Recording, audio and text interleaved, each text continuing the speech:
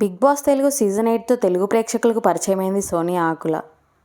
Big బాస్లో తనకంటూ ఓ ఇమేజ్ని క్రియేట్ చేసుకుంది సోనియా. హౌస్లో నిఖిల్తో తనకి ఉన్న రిలేషన్ ఓన్లీ ఫ్రెండ్షిప్ మాత్రమని ఓ ఇంటర్వ్యూలో క్లారిటీ ఇచ్చింది. అలాగే తను ఎలిమినేట్ అవ్వడానికి కారణం తనను ప్రేక్షకులు సరిగ్గా చూపించలేదని, నాగార్జున గారు కూడా తనకి ఎలాంటి స్టాండ్ తీసుకోలేదని చెప్పుకొచ్చింది. అయితే సోనియా ఎంగేజ్మెంట్ న్యూస్ ఇప్పుడు సోషల్ మీడియాలో వైరల్ అవుతుంది. సోనియాని పెళ్లి చేసుకునే వ్యక్తి పేరు యష్ వీరగోని.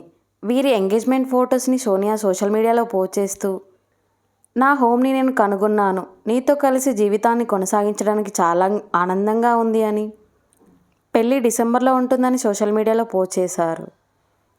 ఈ పోస్ట్ని చూసిన తన అభిమానులు తనకి కంగ్రాచులేషన్ తెలియజేస్తున్నారు.